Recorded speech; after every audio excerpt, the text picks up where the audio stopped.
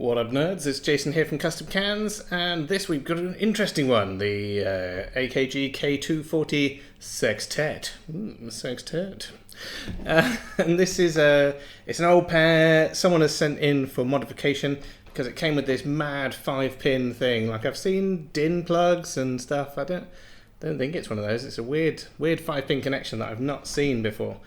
So yeah, we're gonna have to recable these. But also, this is a pair that's been recommended to me by a few people to have a look at. It's really interesting. It's got a dynamic driver and then 6 passive radiators in there, which give it a really interesting sound. So I'm quite looking forward to getting this all finished off and then having a quick listen just to see what that's all about. But yeah, we're going to open these up now, see what these mysterious headphones are like inside, have a look at the passive radiators and stuff.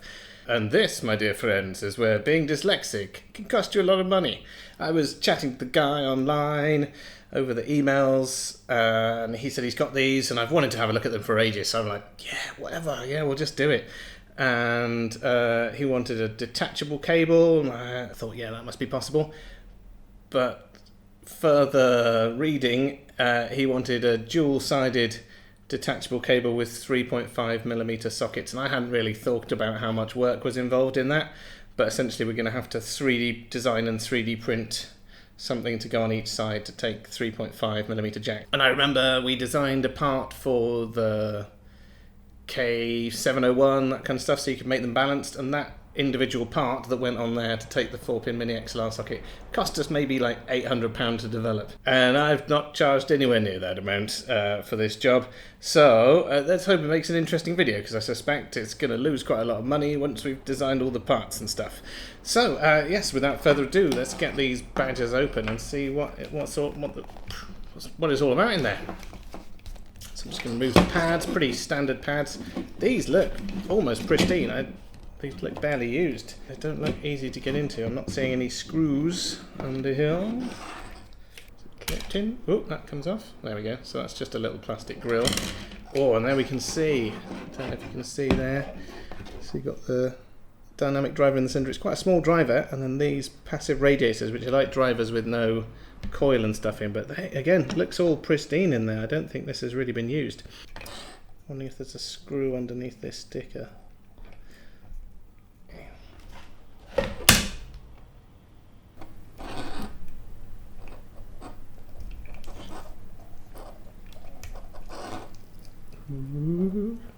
Sorry, all these parts are like unobtainium, so just being very careful. Ah, yes, there's a screw hidden underneath the nameplate.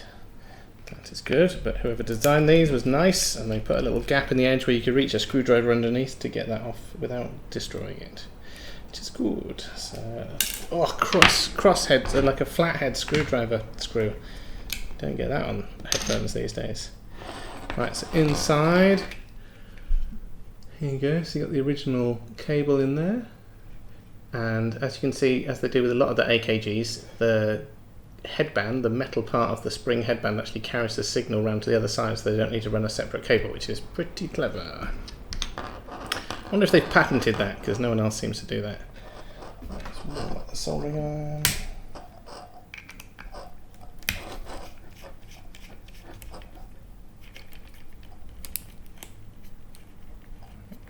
Big central bolt there. It's quite interesting because that other screw screws into the center of this bolt. Let's remove that.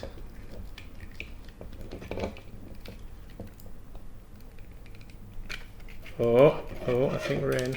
Yeah, I'm going to have to unsolder these wires to get in there.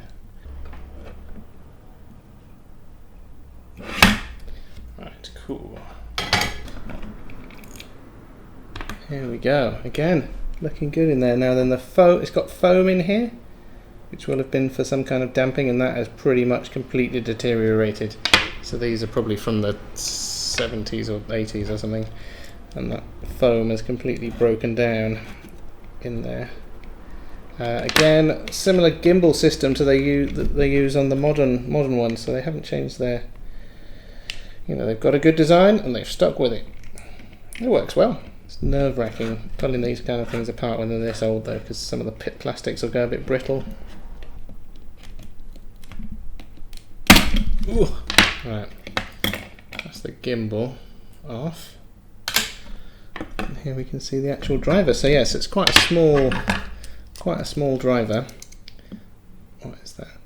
So that's about just over 30mm, maybe 33mm driver, and then you've got 6 of these passive radiators, which are about 25mm. So the idea is that this moves in and out, and then these, because you've got it partially sealed in there against your ear, that's going to allow those to move in and out as well and do some kind of passive madness. I can understand it on a closed back. I'm quite surprised because these are open back, so I'm not too sure how much that gives, other than maybe making it sound a bit more open, because they can, well, the outside noises can vibrate these passive radiators and stuff. I don't know. Anyway, it's a very interesting design. There you go, the K240 Sextett with its dynamic driver and 6 passive drivers.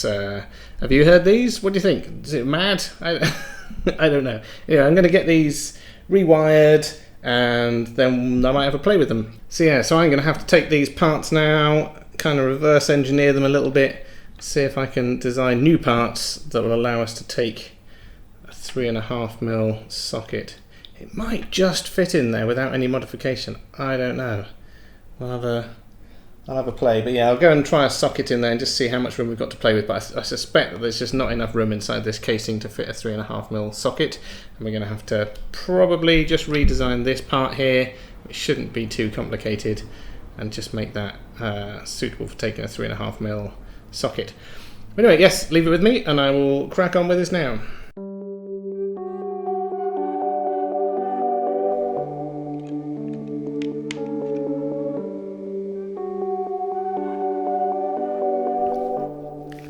So that was interesting. As I said, I've been told about these many times, and it's really interesting to have a go. So sound-wise, they don't have a lot of bass. Kind of rolls off, probably about 100 hertz. You don't get very much bass. But the mid's very sweet, quite detailed treble. I've heard a lot of people say you can get good instrument separation with them, and I would say that's true. Yeah, they do separate out sounds. There's some weird little lumps and stuff in sort of the lower mids, which doesn't seem 100% right. But yeah, definitely quite enjoyable, just not my preferred sound signature.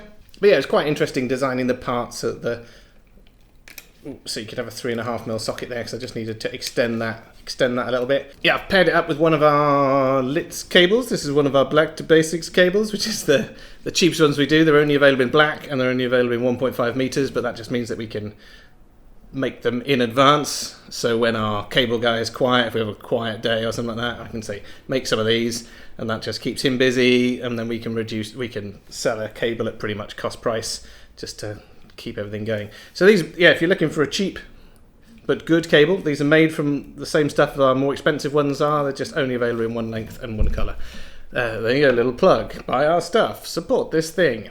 But yeah, cool. So that was the AKG K240 Sextett. A very interesting headphone. I've never seen anything like that before. I don't know that it's necessarily like, these are very old, so these might have been amazing back in the day, but certainly now I don't think they quite stand toe to toe with a lot of modern stuff. I don't really know what they were going for with the 6 passive repeaters, but it's certainly interesting, and they do sound pretty nice. But it's nothing. I don't know. I don't know what I was expecting, but they just sound like pretty decent normal studio headphones. And obviously, I'm sure when they were measuring them, this arrangement was good. But that might be a reason no one's doing that. I think it's just overly complicated. I think paper, like the Beyerdynamics have got, seems to work just as well as those passive repeaters. But yes, it was very interesting to see them, and it's always good to see someone doing something a bit weird, and gives me some ideas for some stuff that I can try.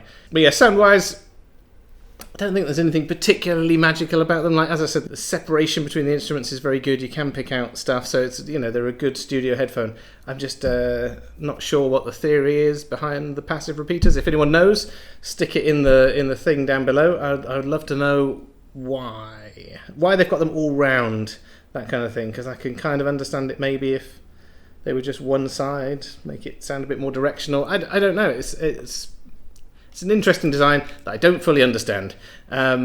and would love to learn more about. But anyway, I hope you found that interesting. I certainly did. And again, if you've got something weird and wacky that you need repairing or modifying, it's worth contacting us. We might do it for you. Because yeah, jobs like this we lose money on, but it's interesting for videos and I'd get to learn a little bit about it. So we don't mind losing a little bit of money on the odd job. A lot of people ask for Bluetooth conversions. That's not very exciting. But yeah, detachable cables and basic repairs on interesting headphones. It's worth giving us a shout. We might do it for a sensible price just to kind of be able to have a look at how they're built. Anyway, yes, it's been super awesome hanging out, and I will see you guys again.